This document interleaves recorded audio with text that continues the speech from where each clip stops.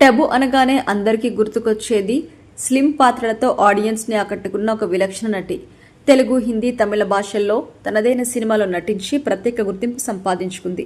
హైదరాబాద్లో పుట్టిన బాలీవుడ్లో స్థిరపడి అగ్రనటిగా ఎదిగింది. 2020లో వచ్చిన ఏ సూటబుల్ బాయ్ అనే ఇంగ్లీష్ వెబ్ సిరీస్లో టబు ఒక యువ నటుడు ఇషాన్ ఖట్టర్తో రొమాంటిక్ సన్నివేశాలు కనిపించి ఆశ్చర్యపరిచింది.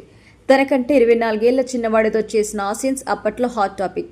సాధారణంగా గ్లామర్ పరిమితుల్లోనే నటించే టబు ఆ సిరీస్లో మాత్రం బోల్డ్గా కనిపించింది. ఈ పాత్ర ద్వారా ఆమె క్యారెక్టర్ వేరియేషన్ను చూపించింది. ఇషాన్ ఖట్టర్తో టబు నటించిన అనుభవాన్ని షేర్ చేస్తూ ఆమె తనను చాలా సపోర్ట్ చేస్తూ ఉండిందని కూడా తెలిపాడు. ఆమెతో నటించడం ఒక ప్రోత్సాహం, నటనలో ఎన్నో నేర్చుకున్నాను అని చెప్పారు. అయితే ఈ సినిమా గురించి కొన్ని మీడియా కథనాల్లో కొన్ని పదాలు వాడడం అప్పట్లో ఎన్నో విమర్శలకు దారితీసింది.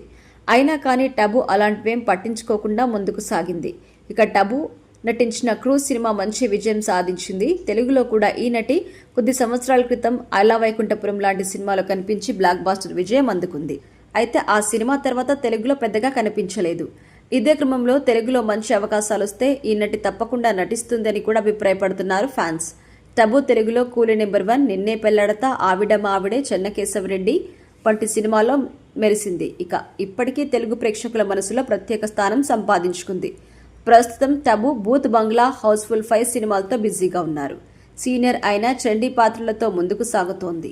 మొత్తానికి ఫస్ట్ ఇన్నింగ్స్ లాగానే సెకండ్ ఇన్నింగ్స్లో కూడా సక్సెస్తో దూసుకుపోతోంది టబు.